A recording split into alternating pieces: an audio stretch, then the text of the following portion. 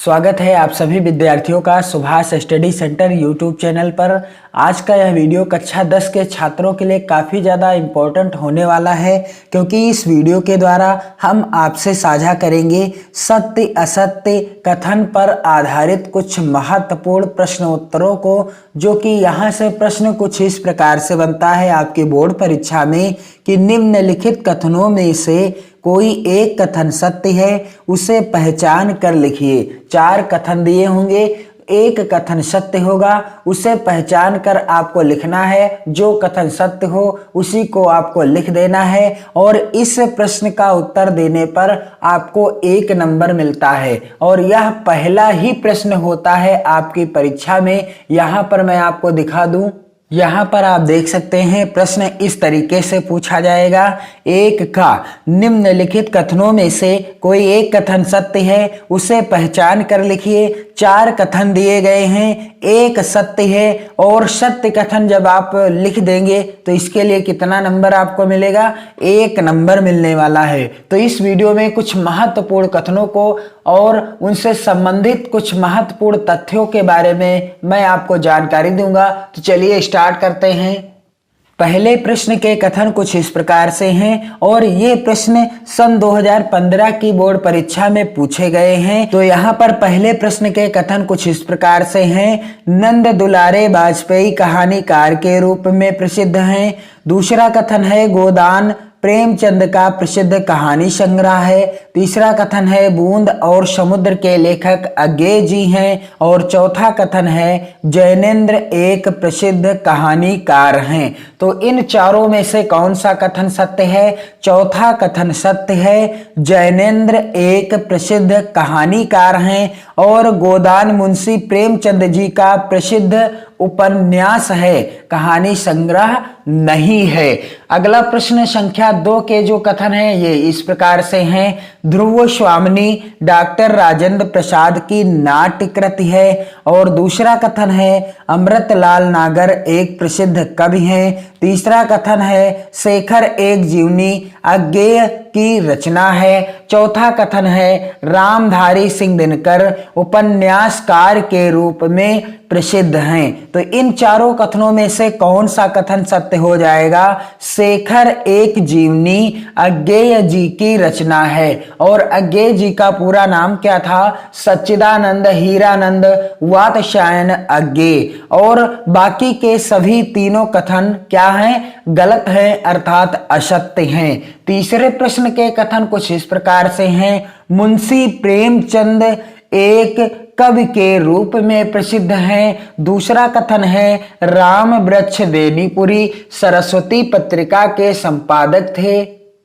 तीसरा कथन है चिंतामणि आचार्य रामचंद्र शुक्ल का निबंध संग्रह है और चौथा कथन है इरावती वृंदावन लाल वर्मा की रचना है। तो इन चारों में से कौन सा कथन सत्य हो जाएगा?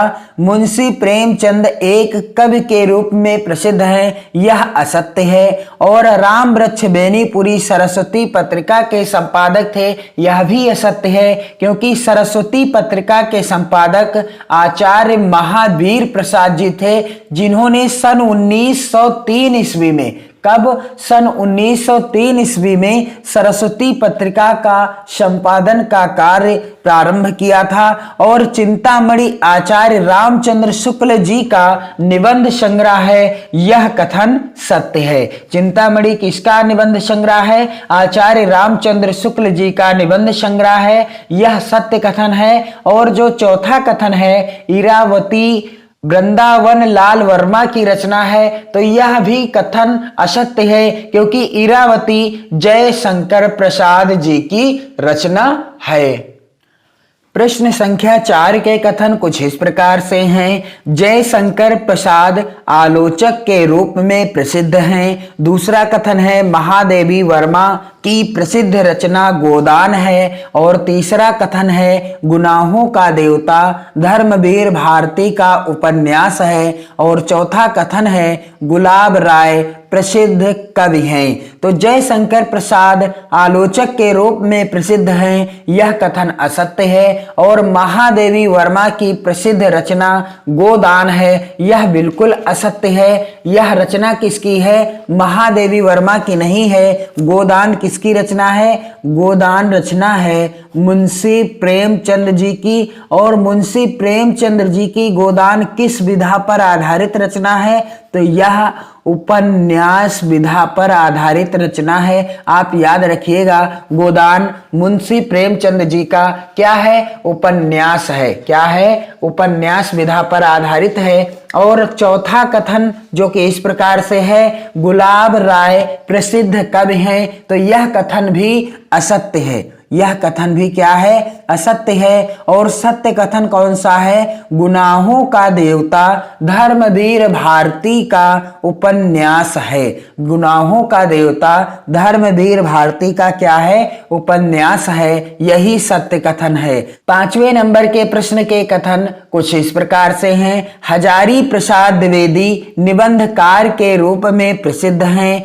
दूसरा कथन है डॉक्टर लक्ष्मी सागर एक प्रसिद्ध कवि हैं। और तीसरा कथन है कंकाल के लेखक गुलाब राय हैं। और चौथा कथन है राजेंद्र प्रसाद एक सफल नाटककार हैं। तो इनमें से जो तीसरा कथन है कंकाल के लेखक गुलाब राय हैं, यह बिल्कुल असत्य है। क्योंकि कंकाल किसकी रचना है?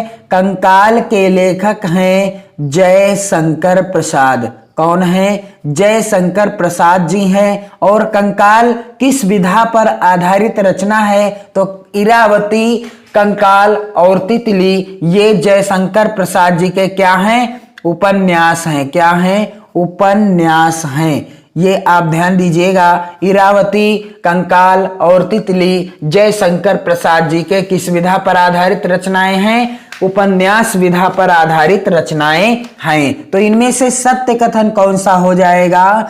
यहाँ पर आप देख सकते हैं हजारी प्रसाद द्विवेदी निबंधकार के रूप में प्रसिद्ध हैं, यही कथन सत्य है। शेष तीनों कथन असत्य हैं। अगला प्रश्न जो कि 6 नंबर का है और इस प्रश्न के कथन कुछ इस प्रकार से हैं। यहाँ पर आप देख सकते हैं पहला कथन है आकाशदीप जयशंकर प्रसाद का प्रसिद्ध नाटक है। दूसरा कथन है तीर्थ सलिल के लेखक पद्मलाल पुन्नालाल बख्शी जी हैं। और तीसरा कथन है ईर्ष्या तू न गई मेरे मन से रामधारी सिंह दिनकर का प्रसिद्ध काव्य कृति है। और अगला जो चौथे नंबर का कथन है यह है हिमालय की पुकार भगवत शरण उपाध्याय जी की रचना है। तो यहाँ पर आकाशदीप जयशंकर प्रसाद का प्रसिद्ध नाटक है, बिल्कुल असत्य है। क्योंकि आकाशदीप जो रचना है यह जयशंकर प्रसाद जी की ही रचना है, परंतु यह जो रचना है यह किस विधा पर आधारित है? यह कहानी विधा पर आधारित है। किस विधा पर आधारित है? जयशंकर प्रसाद जी की रचना है और यह जयशंकर प्रसाद जी की कहानी है। क्या है? कहानी है। जबकि कथन में क्या कहा गया है कि आकाशदीप जयशंकर प्रसाद का प्रसिद्ध नाटक है, यह बिल्कुल असत्य कथन है। और तीसरा कथन यहाँ पर ईर्ष्या तू न गई मेरे मन से रामधारी सिंह दिनकर की प्रसिद्ध काव्य कृति है, यह कथन भी असत्य है। क्योंकि ईर्ष्या तू न गई मेरे मन से रामधारी सिंह दिनकर की प्रसिद्ध काव्य कृति नहीं है। और अगला जो कथन चौथे नंबर का है हिमालय की पुकार भगवत शरण उपाध्याय की रचना है, यह कथन भी असत्य है। और कथन सत्य कौन सा है? सत्य कथन है यहाँ पर आप देख सकते हैं दूसरा तीर्थ सलिल के लेखक पद्मलाल पुन्नालाल बख्शी जी हैं। सत्य कथन कौन सा है? तीर्थ सलिल के लेखक पद्मलाल पुन्नालाल बख्शी जी हैं। और अगला प्रश्न जो कि 7 नंबर का है और इसके कथन कुछ इस प्रकार से हैं। पहला कथन है आचार्य रामचंद्र शुक्ल निबंध समालोचना और इतिहास लेखन के लिए प्रसिद्ध हैं। दूसरा कथन है डॉक्टर हजारी प्रसाद द्विवेदी कवि एवं कहानीकार हैं। तीसरा कथन है जैनेन्द्र कुमार मुख्यतः नाटककार हैं। और चौथा कथन है गबन रंगभूमि जयशंकर प्रसाद जी के उपन्यास हैं। तो यहाँ पर सत्य कथन कौन सा हो जाएगा? आचार्य रामचंद्र शुक्ल जी निबंध समालोचना और इतिहास लेखन के लिए प्रसिद्ध हैं और यही सत्य कथन है। दूसरा कथन डॉक्टर हजारी प्रसाद द्विवेदी कवि एवं कहानीकार हैं, यह कथन असत्य है।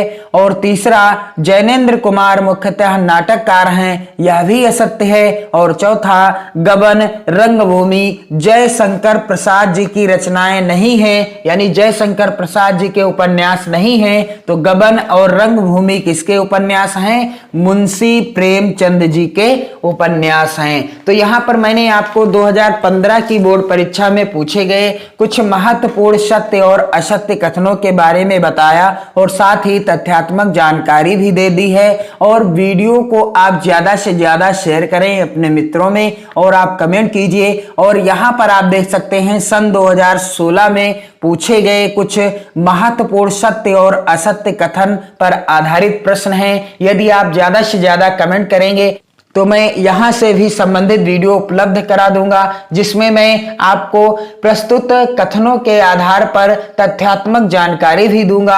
आप वीडियो को शेयर करें, वीडियो को लाइक कीजिए और अपने प्यारे प्यारे कमेंट करते रहिए, अपनी नोट्स बनाते रहिए, अपनी परीक्षा की विधिवत तैयारी करते रहिए, क्योंकि अब आपकी अर्धवार्षिक परीक्षा होनी है और आप हिंदी का जो मॉडल पेपर है अर्धवार्षिक परीक्षा से संबंधित आपको चैनल की प्लेलिस्ट में मिल जाएगा। आप जाकर चेक कर सकते हैं। आपको मैंने वहां पर जानकारी दी है कि आपसे कैसे प्रश्न पूछे जाने हैं, किस तरीके से और कौन सा प्रश्न कितने अंकों का होगा।